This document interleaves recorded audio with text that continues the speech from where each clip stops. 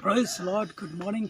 जय मसीह की एक बार फिर स्वागत है सॉल्यूशन इन क्राइस्ट में, जिसके द्वारा हम बहुत सारी ऐसी चीज़ों को सीख रहे हैं जो कि परमेश्वर हमें सिखाकर अपनी महिमा का कारण बनाना चाहता है। और अपनी महिमा का कारण क्यों? क्योंकि वो हमसे बेहद प्रेम करते हैं। ऐसे सामर्थ्य परमेश्वर को ऊंचा उठाते हुए, महिमा देते हुए, उसकी प्रशंसा करते हुए, बड़ाई करते हुए जब हम आगे बढ़ते हैं तो बहुत सारे ऐसी चीज़ों को हम प्राप्त करते हैं जो कि हमारे लिए पहले से नियुक्त है। वहीं जबकि परमेश्वर की सामर्थ काम करती है, परमेश्वर की शक्ति काम करती है, तो कहीं ना कहीं अंधकार की ताकत भी हमारे जीवन को अपने आगोश में, अपने नियंत्रण में लेकर हमारे जीवन से कुछ ऐसा करवाना चाहती है जो कि शायद हम करना ही नहीं चाहते। और आज के मनन के लिए जो कि 7वें वचन से 7 अध्याय के रोमियो की पत्री 7 अध्याय का 7वें वचन से 25वें वचन तक कुछ सारी चीजें लिखी हुई है। वहां पर वही चीजें आ रही है, इसलिए मैं उसको इतना लंबा मैं लेकर आगे बढ़ना चाहता हूँ, क्योंकि एक एक वचन से अगर हम देखें तो बहुत सारी चीज़ों को हम देख सकते हैं। पर मैं 7वें वचन से 25वें वचन तक उसके 18वें पद में लिखा है, पौलुस कहता है 17-18 पद में, तो ऐसी दशा में उसका करने वाला मैं नहीं वरन पाप है जो मुझ में बसा हुआ है, क्योंकि मैं जानता हूँ कि मुझ में अर्थात मेरे शरीर में कोई अच्छी वस्तु वास नहीं करती। इच्छा तो मुझ में है परंतु भले काम मुझसे बन नहीं पड़ते। ऐसी चीजें अंधकार की शक्तियां अपने नियंत्रण में लेकर हमसे करवाती है जो कि हम करना नहीं चाहते। पर परमेश्वर की अद्भुत योजना देखिए, अपने पुत्र की लहू से, अपने पुत्र की मौत से, उनके बलिदान से हमारे जीवन को फिर एक बार वो बचाकर अपनी महिमा को लेना चाहते हैं। क्यों? क्योंकि उन्होंने जो योजनाएं मेरे और आपके जीवन के प्रति बनाकर रखी है, उसको वो हमारे द्वारा इस संसार में पूरा करते हुए अपनी महिमा को लेना चाहते हैं। ओके, 24वें पद में कहता है, मैं कैसा अभागा मनुष्य हूं, मुझे इस मृत्यु की देह से कौन छुड़ाएगा। एक प्रश्न, मृत्यु की देह से कौन छुड़ाएगा? मैं कैसा अभागा मनुष्य हूं। यदि इसी में दिन व्यतीत करता रहा, अपनी इच्छा के अनुसार, अपने योजना के अनुसार, अपने शरीर के लालसाओं को पूरा करते हुए यदि दिन व्यतीत करूंगा, तो मृत्यु मुझे नहीं छोड़ेगी और इस दुनिया से ही ले जाएगी। पर परमेश्वर की अद्भुत योजना 25वें पद में लिखा है, हमारे प्रभु यीशु मसीह के द्वारा परमेश्वर का धन्यवाद हो, इसलिए मैं आप बुद्धि से तो परमेश्वर की व्यवस्था का, परंतु शरीर से पाप की व्यवस्था का सेवन करता हूं। आज ये सारी चीजें मेरे जीवन को परमेश्वर के प्रेम से अलग कर रही है। दुनिया में रहना है, दुनिया के हिसाब से चलना पड़ेगा, दुनिया के लोगों को खुश करना पड़ेगा। उस खुश करने के चक्कर में हमारे बनाने वाले को, उसकी द्वारा दी गई व्यवस्था को हम ठुकराते हुए अपने जीवन को कहां से कहां मोड़ दे रहे हैं। परमेश्वर कितना दुखित होता होगा।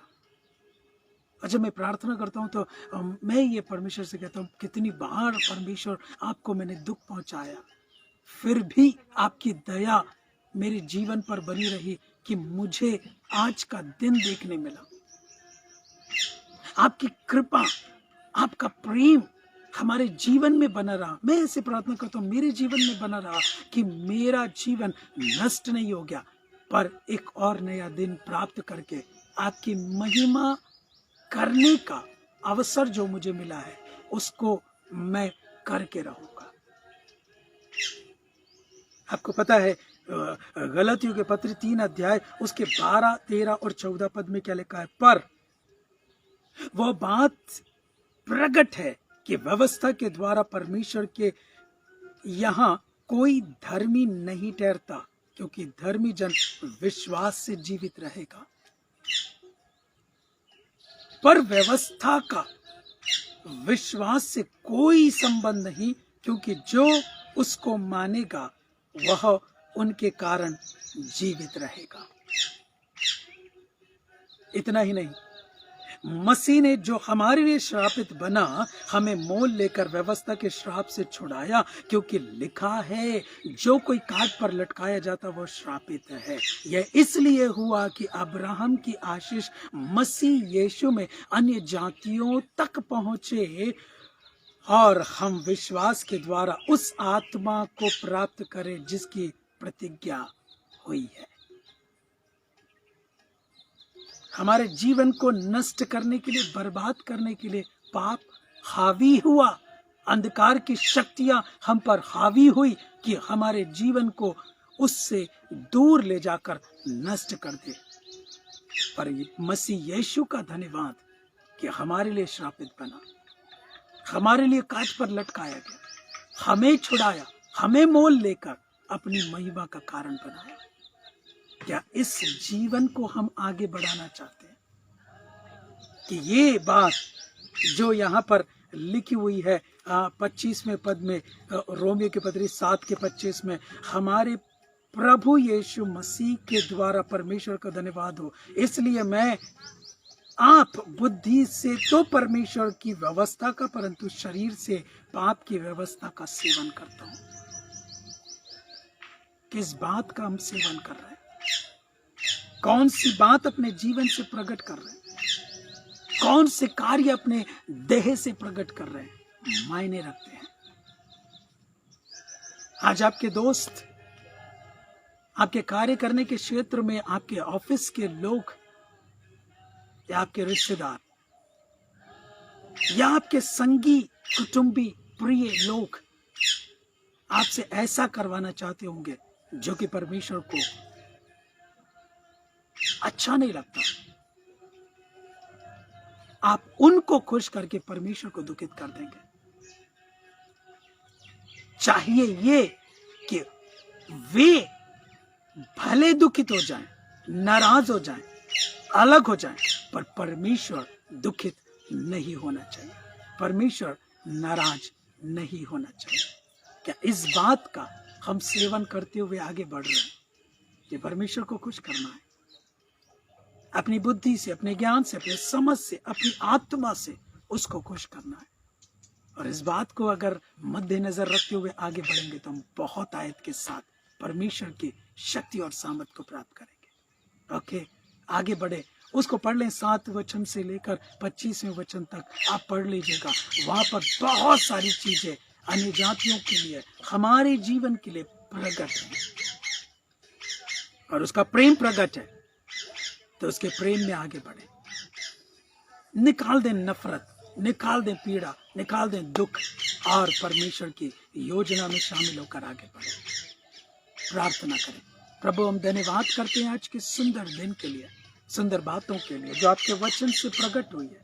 प्रभु, हम पर दया करें। एक बार और ये जीवन नष्ट ना हो जाए, लेकिन ये बचाया जाए और इस जीवन से बहुत सारे लोग बचाए जाए और आपकी महिमा के कारण बने। प्रभु, दया करिए, अनुग्रह करिए, कृपा दृष्टि में आगे बढ़ाइए और अपनी महिमा को लीजिए। हर एक पर आपका नियंत्रण हो, आपकी शक्ति, आपकी सामर्थ्य वास करे, आपका अभिषेक वास करे और उन सारी परिस्थितियों से जो नाश कर सकती है, छुड़ाए जाकर आपकी महिमा के कारण बनकर आगे बढ़ सके, ऐसी दया करें। सारी महिमा आपको मिले यीशु के नाम से, आमीन। God bless you. परमेश्वर महान है और एक और महान काम हमारे जीवन में आज के दिन के लिए किया उन्होंने कि एक नया दिन प्रदान किया। उस नए दिन में हम परमेश्वर की उत्तम योजना को समझकर आगे बढ़े। आने वाले दिनों में और भी हम कुछ नई बातों को जानकर परमेश्वर की महिमा कर सकेंगे। ये छोटी छोटी बातें जो हमारे जीवन में घटित होती हैं, बहुत कुछ सिखा जाती है, उस पर नजर रखें, सीखने वाली नजर रखें, ताकि हम सीख कर आगे बढ़ सके। Okay, take care, have a nice day.